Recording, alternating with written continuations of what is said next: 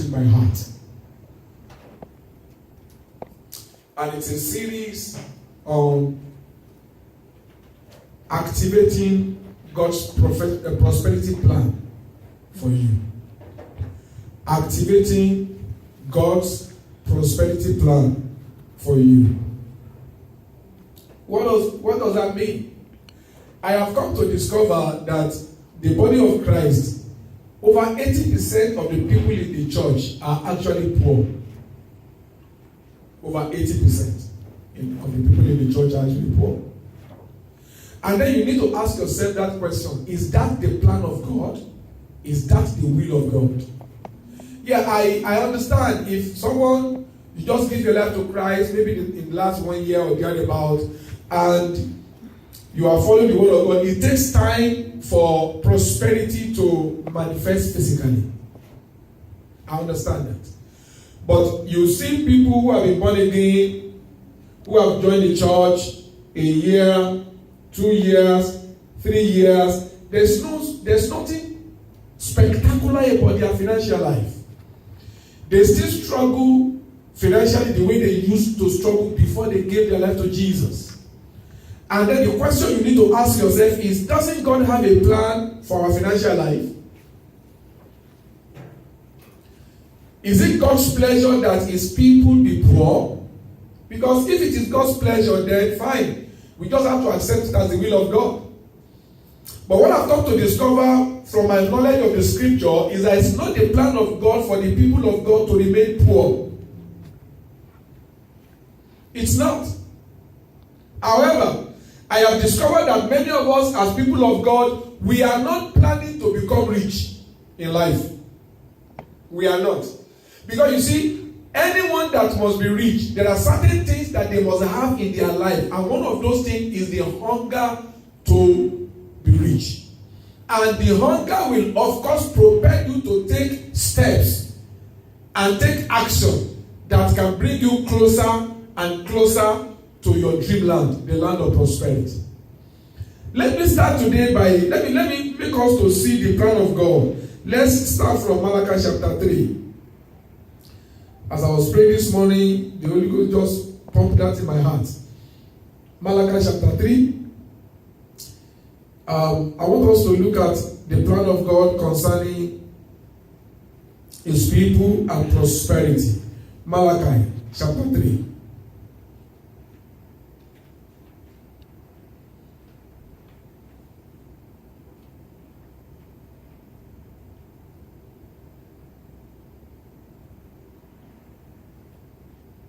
Now, I want us to read verse 10.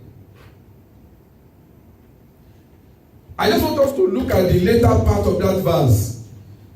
Of course, verse 10 says, "Bring you all the tithe into the storehouse, that there may be meat in my house, and prove me now herewith, saith the Lord of hosts, if I will not open unto you the windows of heaven, and pour you out a blessing, that there shall not be room enough to receive it." Now, when you look at the description of what God said will be our experience when he blesses us, he said that he will open the windows of heaven and pour out a blessing, and the blessing will be so much that there will not be room enough to receive it. Have you ever let me now, maybe you are expecting somebody to come and deliver some goods to you. Maybe somebody said, you know what, I have a container on the sea, and the container contains probably shoes or bags or whatever, and said, please, I'm giving it to you, so just put it in your warehouse, it's just yours. And then you prepare the warehouse, you clear everything. And when the day came that the container arrived, you went to go and clear the container. When they brought the container to your premises, and then they opened the container, and now you discover that what is inside the container is far more than what your store can take. So after they put everything that your store can take, there's still a lot inside the container. And it was so much that the thing were falling on the floor, and you are not even minding the one falling on the floor, because even your container, even your store cannot contain what you are given. Now that is the picture of what God is talking about when it comes to prosperity. And why am I sharing this with you? I am sharing this with you so that you can begin to direct your faith towards that life of abundance. God said there shall not be room enough to receive them. That means this one that when your money come, the bill take them away, you barely have anything to say. It's not the perfect will of God yet. It's not the perfect will of God yet. That we have to now be telling people, maybe people that we're supposed to support back in Africa, it's not easy in America like that. In fact, things are not the way I expected to be. That's not the will of God for us. You know what the will of God is? The will of God for us is when they say, I need 30,000 naira, or maybe I need 100,000 naira for my children's school fees, and I don't know what to do, and I don't know whether you can help. You say, okay, is it 100,000 you need? Is that everything? Then maybe the person is thinking that you say the money is too much. You say, is that everything? Okay.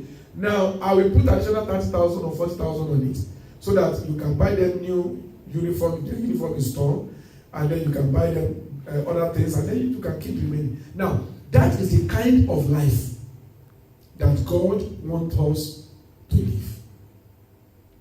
But the question is, how many of us have reached that level yet? Many people in the church of God, we have not reached that level yet.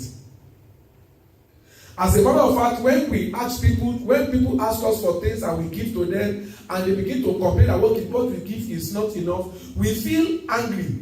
We tell ourselves, do they know what I have to go through to even be able to send them that thing that I send them? Now, that level is not the level that God wants you or I to be, prosperity-wise. Praise God. Amen. God wants us to have so much blessing that there will not be room enough to receive them. What I want to do today is to show you God's plan for prosperity. And subsequent weeks, I don't know how long it's going to take us to finish everything God will put in my spirit, but subsequent weeks, I'm going to be showing you certain things that you need to know that can help you to begin to package yourself and prepare yourself for the riches that God has ordained for you. In the Old Testament, let's open our Bible to the book of Psalm 35, verse 25. Psalm 35, verse 25. Psalm 35, verse 25.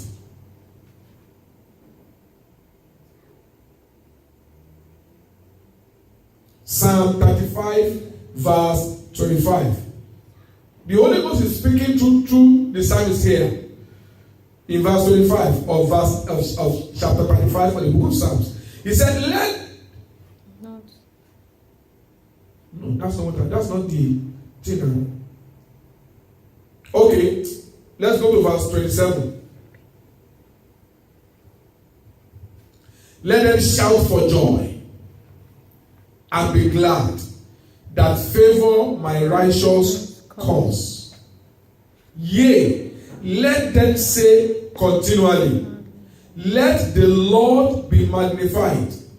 In other words, let the Lord be glorified. Why? Who has pleasure in the prosperity of his servants?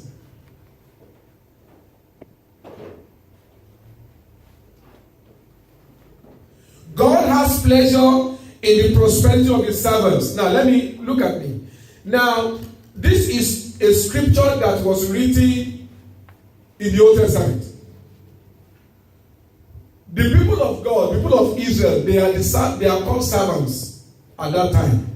Now, when God was speaking to Moses, go and tell Pharaoh, tell him that let Israel go that they might serve me. God looked at people of Israel as his servants. And the Bible tells me here that God has pleasure in the prosperity of his servants. Now, let me ask you a question. If God has pleasure in the prosperity of his servants, do you think God will not have pleasure in the prosperity of his sons? If God wants his servants to be prosperous, definitely God will want his sons to be prosperous. Is that not? Yes. And you and I, we are the sons of God. The Bible says God has pleasure in the prosperity of his servants. That brings to my mind the account of that prodigal son, his senior brother, and the father. The prodigal son told the dad, he said, "Daddy, I want you to give my share of your inheritance. I am moving away from this town. I'm going to far away country." The father pleaded with him not to do that, but he eventually said, "No, I'm going to go." And the father gave him everything that belongs to him. When he went to a strange land, he squandered everything and he came back. When he came back to beg his father that his father will just accept him as one of his servants in the house. He said, because in my father's house, even the servants have enough to eat and to give away. The question I'm asking us now is, how many of us as people of God have enough to eat and to give away? Not many in the church. And that's not the plan of God for our lives. And so when he came back, his father saw him and embraced him. And the father said, no worry about that. No. The father called the servants. Oh yeah, change his clothes. Put royal clothes on him. Put ring on his hand. Change his shoe. Because my son was lost, is found. My son was dead, is now alive. And the first son, who is always with the father, who is always working for the father and do what the father wants, he became angry that the father is squandering his wealth on the prodigal son, the son that had gone away to waste his resources and come back. And when the father got to know about what was going on with the first son, because many of us, we are the first son. But you see, the truth is that some of us, we have this mindset that anyone that prosper financially in a great way in the church, they must have gone to do 419. They must have maybe do fraud. But the truth is that, and that's a problem we have in the church. Because our mind is being poisoned by Satan to believing that you cannot become extremely rich except you are dubious. And that's not God's plan. The father said to the first son, he said, "My son, you are always with me. And everything I have is yours. What you should have done is to take it. Everything I have is yours. All you need to do is to take it." And the problem is this.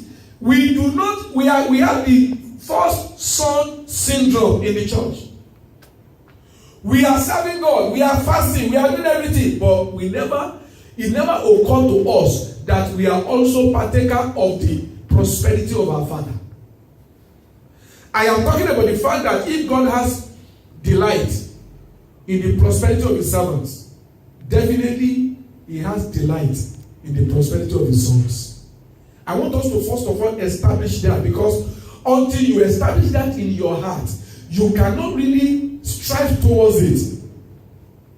You cannot walk towards it, diligently. Let me show you another scripture. In the book of Deuteronomy chapter 8 and verse 18, open your Bible to it. Deuteronomy chapter 8 and verse 18. Deuteronomy chapter 8 and verse 18. Look at what God said there.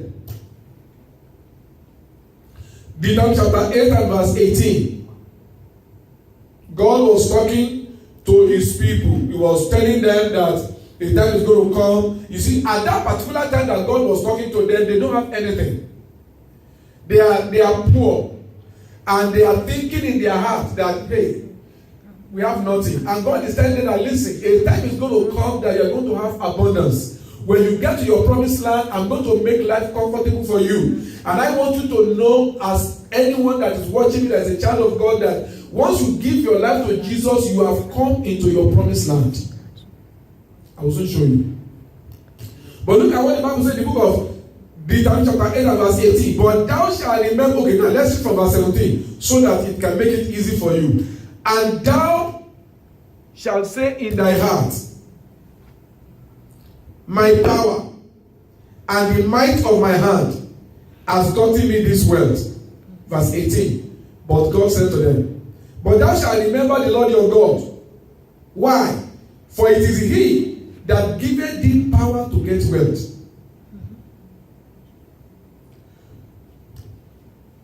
Back in Africa, where you came from, when people want to do money ritual, they will go to the herbalist, and then the man will ask them to do certain things, and then they probably will give them a calabash, one cloth to keep somewhere. And that thing that is given to them is supposed to be the connection between their physical prosperity and the spiritual prosperity. That is where they will going to get the money. Some of them will even have a small shop, but everybody knows that that small shop cannot bring forth that kind of money. Now, anything you see Satan does is a counterfeit of the original. Anything you see Satan does is a counterfeit of the original. God was telling his people here, there is what is called their power to get wealth. And when that power is given to you, that means you have been predestined to be rich. When you have the power to get wealth given to you, it means that you have been assigned as one of the people that God wants to use as his prosperity bank on earth. And you that believe in Jesus, you are one of them. Because if God, all these things we are reading in the Old Testament, God was speaking to his servants. So if God said, I give power to get wealth to my servants, of course he will give power to get greater wealth to his sons. Why did God give them the power to get wealth? Because you see, the question I just asked now is the reason why some people miss the opportunity that God gives to them. The answer to this question, why did God give the power to get wealth to his servants? The answer to that question is the reason why some people do not have lasting wealth. Look at what it says. The Bible says, it is he that giveth thee the power to get wealth. Why? So that he may establish his covenant, which he sware unto your fathers. That means there is a covenant that God has sworn to fulfill. In order to fulfill that covenant, God will give power to get wealth. Hallelujah. In order for that covenant to be fulfilled, God knows that you need money to fulfill the covenant. That is why he gives the power to get wealth to his people. Because he knows that money is very important on planet Earth. And that in order for the covenant to be fulfilled, the people need to have money. And that's why he gives power to get wealth to his people, so that they can have money. But my question is, how many people see themselves as those who have the power to get wealth?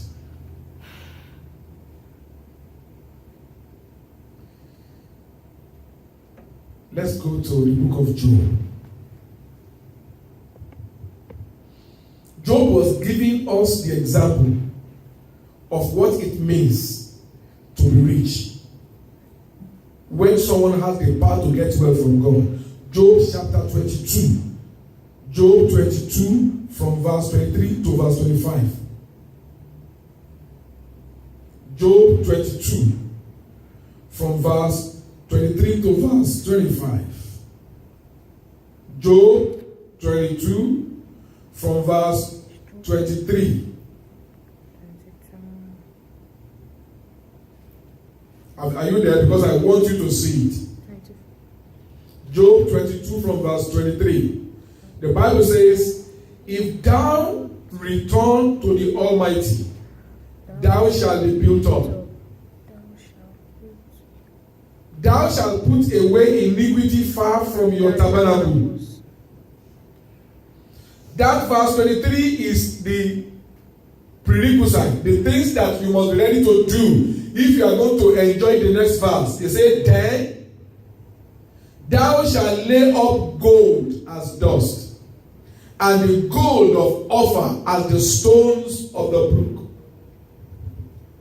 Do you want to lay up gold as dust? I want to. I don't like to always think of money. God knows. I don't like it. I love to just, okay, this bill is due, pay. This bill is due, pay. We need to do this, pay. We need to do that, pay. That's the kind of life I want to live. And that is what it means when you lay up gold as dust. Do you know what is called dust? Yes. You know when you sweep a place and then you have all the dirt in one place, it's called dust. And then you throw that dust outside. And God is saying that a time is going to come in your life as a child of God that you will have so much gold that gold will become like dust to you. But the question I want to ask you is, do you desire it? Do you desire to have gold as dust? And he said, and the gold of Ophir as the stones of the brook. You know, that statement he made, you may not even understand except you kind your mind back to the brook. A brook is a place, is like a stony place on this side or that side, and then there is water flowing. That's a brook. So when you talk about a brook, you have so many stones there, and God is saying that you are going to lay up gold of Ophir as the stones of the brook. Abundance. But before God will do that, you have to return to the Almighty. You have to put away iniquity far from you. In other words, if you make up your mind that you'll be living the life of sin, you can't expect this covenant to come to pass. It was the friends of Job who were talking to him here. And you know, God said to them, the people of Israel, I give you power to get wealth. And when Job came, the way Job described it, he said, you are going to pack gold as dust. That's what I'm trusting God for. That's what I'm trusting. In their own day, gold is one of the ways by which you can buy, you keep. When the price goes up, you sell. Another way is by buying slaves. When you buy slaves and then you begin to buy them, you buy a male slave, female slave, they marry themselves, they give birth to children, the children are also your slave, and then they go to the city, they go and sell your products, you are at home, your slaves are in the city. You know, look at me. I was thinking and I was imagining in my mind the kind of prosperity that Abraham has. The Bible says he has more than 300 slaves who are born in his house. Just imagine that Abraham has a product to sell. And then he has store in different locations. And he sent each of his slaves to go to each location to go and sell. Imagine the amount of money that will be coming to Abraham's account every day. He has 300 slaves who he trained as soldiers. We are not talking about the women, no. We are not talking about the children. We are talking about slaves. And just imagine. I want you to imagine, because you know why I said imagine? Because the Bible says that you are partaker of the blessings of Abraham through Christ Jesus. Hello? The Bible says, I am a partaker of the blessings of Abraham through Christ Jesus. Imagine you having 10 slaves working for you. In this internet age, your phone can be your slave. Your investment somewhere can be your slave. Something that is giving you money and you are not there. But you need to believe in your heart that the power to get wealth is yours. Why? Because you are a child of God. Because I am a child of God. The power to get wealth is mine. Listen and listen to what I'm saying very well. When you have this kind of understanding and you believe it will break the power of financial affliction that is running in your family over your own life and over your children.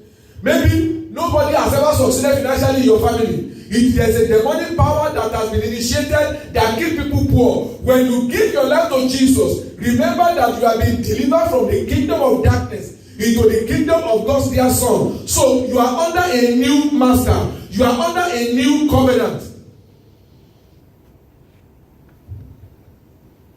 I hope you are listening and understand what I'm saying. Because you need it. So it does not matter whether nobody in your family succeeded. You will be the first one to have the testimony of success. Why? Because of the new covenant that you have entered into. The covenant of prosperity. The covenant of that gives you power to get wealth. The Bible said that Job was the richest man on earth in his day. He was the richest man on earth in his day. He was the richest man on earth in his day.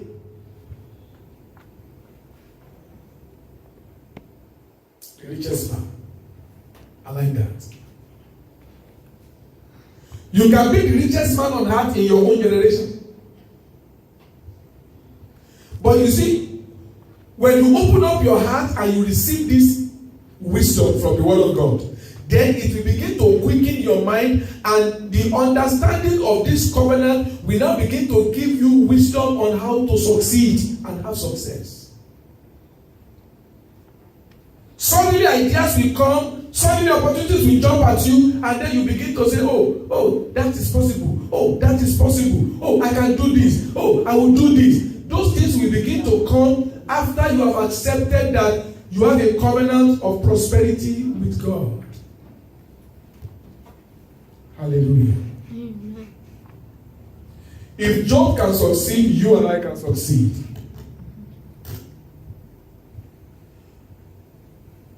When God asked Moses to tell the people of Israel to bring gold, silver, purple, different kind of gifts to build the tabernacle in the wilderness. Now, please cast your mind on that. Where are they getting all those gifts they are bringing? They are in the wilderness. But the Bible says they kept on bringing until the builder said to Moses, please tell the people to stop bringing. We have more than enough. Where are they getting it from? Power to get wealth. That power can work for you, you know. That power is available for me. In 2 Corinthians chapter 8 and verse 9. Let's go there. 2 Corinthians chapter 8 and verse 9. This scripture is my confidence. It gives me confidence. It gives me the assurance that anyone that truly gives their life to Jesus they are not meant to remain poor in life. You can be in America and then you are poor because you may be collecting $10,000, but if all your direct debit take away $9,400 from your money, you have only $600 left for emergencies. The point is you are poor because what you are earning is not even enough to cover your needs. So it's not how much you are collecting. I'm talking about life of abundance. It's the plan of God for us. The first thing I'm trying to do today is to show to you more than ever before that from Old Testament to the New Testament, God has planned that His people will grow up into prosperity.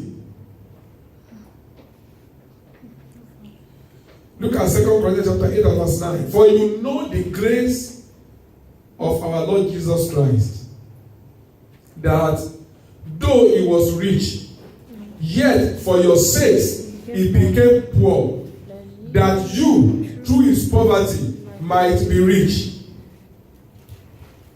My people, you have to note that last phrase, might be rich. The word might means may, probability, conditional. But let me first of all explain. And don't say you have had it before, because you see, the word of God is always new every day. And when God's word comes to your heart and a new meaning comes, that means God is ready to do a new thing. The Bible says that the grace that Jesus brought from heaven is that to everyone in the New Testament, there is also what is called the covenant of prosperity, the power to get wealth, how do we contact it? God gave Jesus that grace to give to us. Just like the grace that brought salvation, there is also the grace that brought prosperity. The grace that brought salvation is what you receive that make you say, I want you to open up your heart now to receive the grace to become rich. It's part of the covenant that Christ brought. And in case you do not know, prosperity requires shedding of blood.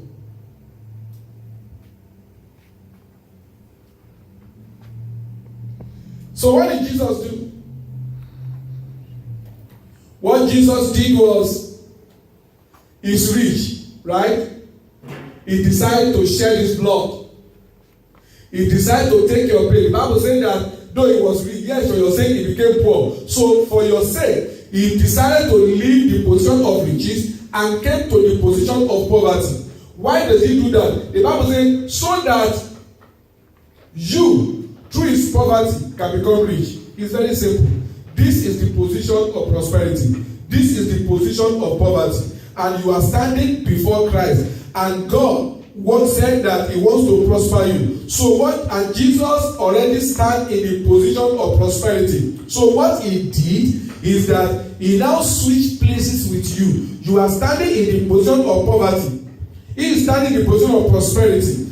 And God so loved you so much that he wants you to have prosperity. Just like that man said to his first son, everything I have is yours. All you just need to do is take it. So what God had to do for that son is Jesus now had to leave the position of prosperity, and he moved and asked you to move away from the position of poverty to the position of prosperity, and he stood in the position of poverty.